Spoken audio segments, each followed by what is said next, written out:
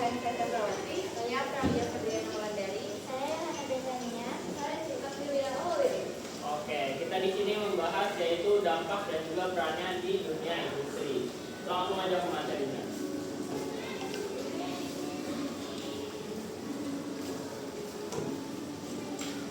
Jadi materi kita adalah makromolekul senyawa organik atau polimer.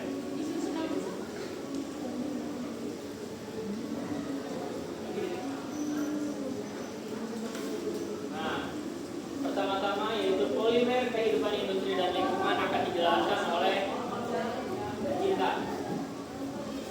Jadi, polimer adalah makromolekul organik yang tersusun dari unit berulang atau monomer dan hadir di semua aspek kehidupan modern. Melalui materi ini, kita membahas bagaimana polimer membantu industri, terutama pangan, sekaligus menimbulkan tantangan lingkungan yang perlu diselesaikan secara berkelanjutan. Makromolekul organik. Polimer merupakan senyawa makromolekul yang terbentuk dari pengulalan monomer dalam rantai panjang dengan ikatan kovalent yang kuat. Struktur rantai panjang ini membuat polimer memiliki sifat unik seperti ringan, fleksibel, tahan bahan kimia, dan mudah dibentuk. Karena sifatnya dapat direkayasa sesuai kebutuhan, polimer menjadi material favorit dalam berbagai produk dari kemasan makanan sampai alat kesehatan. Klasifikasi polimer. Yang pertama, polimer alam. Selulosa, pati, karet alam lebih mudah terurai tetapi sifatnya sering terbatas. Yang kedua, polimer sintesis. PE, PP, PVC atau PET. Tahan lama dan mudah diproduksi namun sulit terurai alami. Yang ketiga, termoplastik. Bisa dinyalakan ulang. Umumnya lebih mudah didaur ulang. Yang keempat, termoset. Berlingkaran silang permanen atau tidak bisa dilelehkan ulang. Oke, selanjutnya ada contoh polimer populer dan juga fungsinya yang akan dijelaskan oleh Anissa. Contoh polimer populer dan fungsinya, yang pertama ada PE atau polietilener. Contoh botol film kemasan.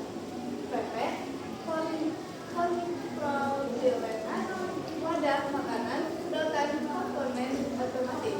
Yang ketiga ada PS, botol minuman, kemasan makanan. Yang keempat ada PVC, pipa, isolasi kabel.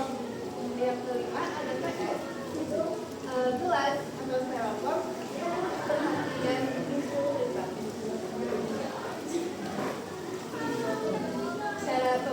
Cara terbentuknya polimer terbentuk melalui proses polimerisasi. Pada polimerisasi aditif monomer bergabung tanpa menghasilkan produk samping. Contohnya etana yang membentuk polietilenar PE. Sedangkan pada polimerisasi kondensasi penggabungan monomer menghasilkan produk samping seperti air.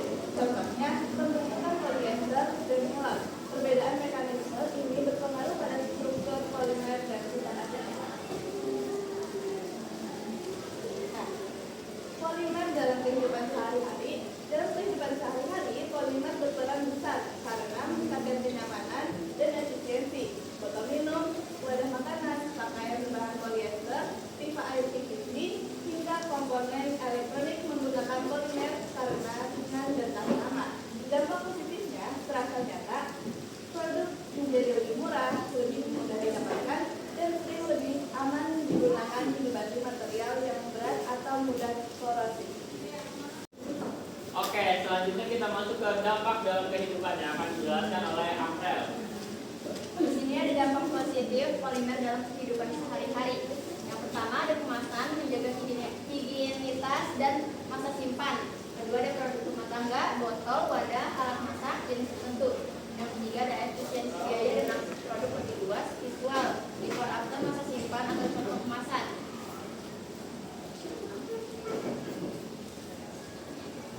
Yang kedua ada dampak di industri lintas sektor. Yang pertama ada otomotif, ringan, berhemat, bahan bakar, medis, biokompatibel, PMMA, dan lain-lain. Konstruksi, tahan korupsi atau PVC. Tekstil cepat kering, tahan lama. Visual 4 kartu sektor plus 1 contoh polimer. Yang ketiga ada dampak spesifik industri pengolahan makanan. Kemasan multilapis, substrate, barir, silen, komponen mesin food grade, gas head, o-ring, conveyor belt. Yang ketiga ada dampak kualitas produk stabil, kontaminasi turun. Yang keempat ada visual diagram multilayer. Oke, selanjutnya ada dampak sosial ekonomi dari polimer yang akan dijelaskan oleh Yohana. Nah, dampak sosialnya itu yang pertama ada selain dampak lingkungan, polimer juga punya dampak sosial ekonomi. Plastik mendukung distribusi makanan dan obat dengan biaya lebih rendah, sehingga akses masyarakat meningkat. Di sisi lain, masalah sampah menambah beban biaya pemerintah dan masyarakat, mulai dari pengangkutan sampah, pembersihan sungai, hingga dampak pada pariwisata dan perikanan bila wilayah pesisir tercemar. Nah, ini ada dampak negatif, sampah dan kebocoran. Yang pertama itu tahan terurai atau menumpuk di TPA dan laut. Yang kedua, sekali pakai, volume sampah tinggi. Yang ketiga itu visualnya grafik sederhana, konsumsi sampai sampah-sampah atau foto-foto pantai tercemar. Mengapa mikroplastik berbahaya? Dikarenakan ukurannya kurang dari 5 mm. Bioakumulasi di biota laut sampai rangkaian makanan menjadi faktor polutan, logam berat atau pestisida. Yang ketiga ada potensi resiko kesehatan, peradangan atau gangguan sistem imun. Dan yang terakhir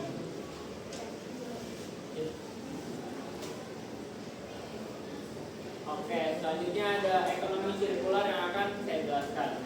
Ekonomi sirkular menekankan bahwa plastik tidak berhenti sebagai sampah, melainkan kembali menjadi bahan baku. Dalam sistem ini, produk dirancang agar mudah dipilah dan juga didaur ulang, kemudian dikumpulkan, disortir, diproses ulang, dan dipakai lagi dalam bentuk yang baru. Contohnya adalah PET yang didaur ulang menjadi RPET untuk kemasan atau serat tekstil lainnya, sehingga kebutuhan plastik virgin dan dapat ditekan. Selanjutnya ada peluang dan juga catatan bioplastik.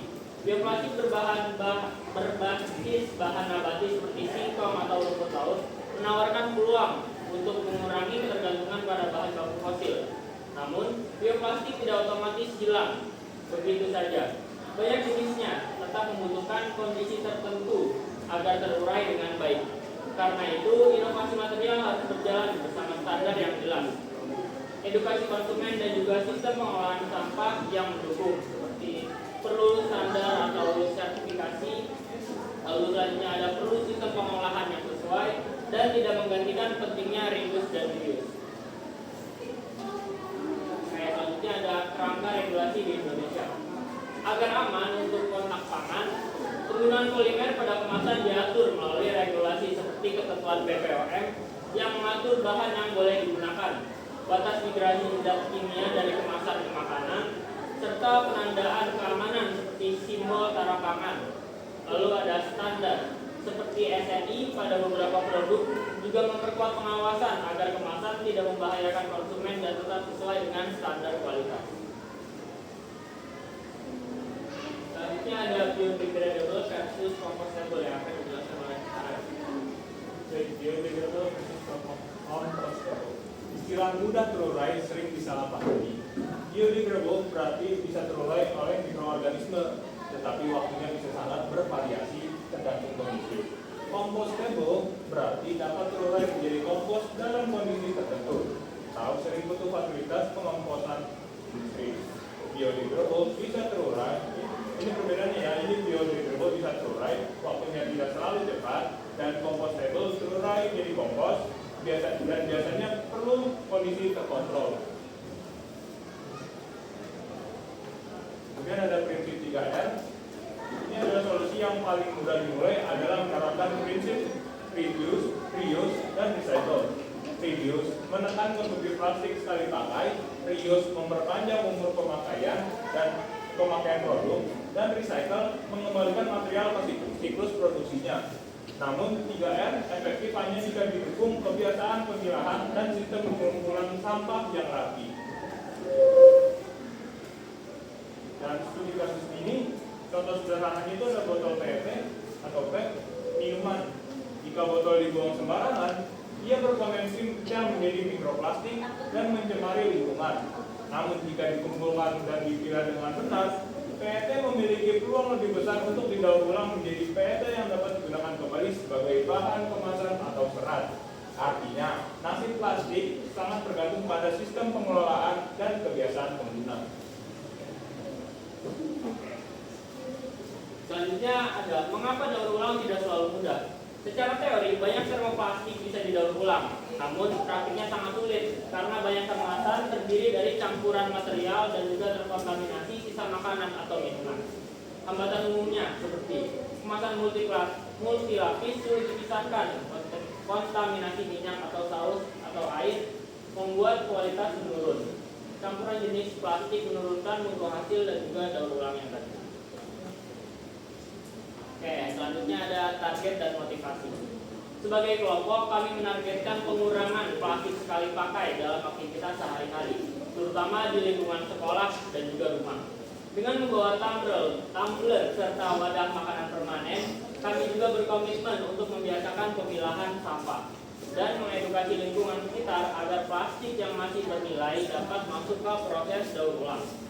Motivasi kami adalah ikut mencegah kebocoran plastik ke lingkungan yang berujung pada mikroplastik di rantai makanan, sekaligus mendorong praktik ekonomi sirkular dari lingkungan terdekat.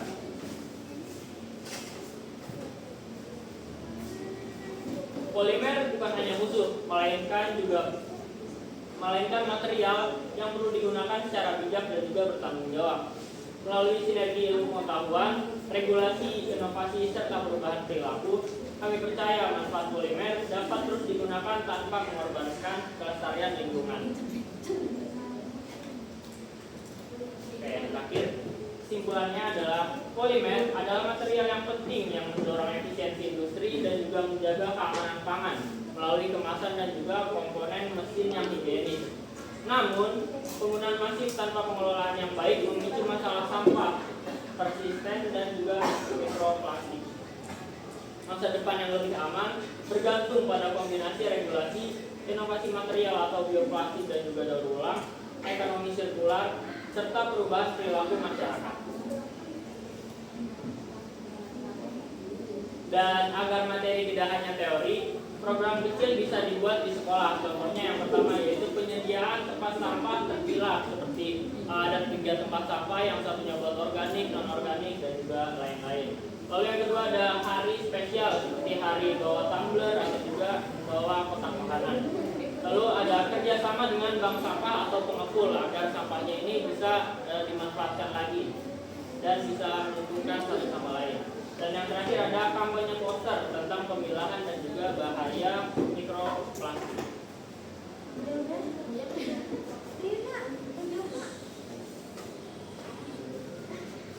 Sekian presentasi dari kami, kurang lebihnya mohon maaf.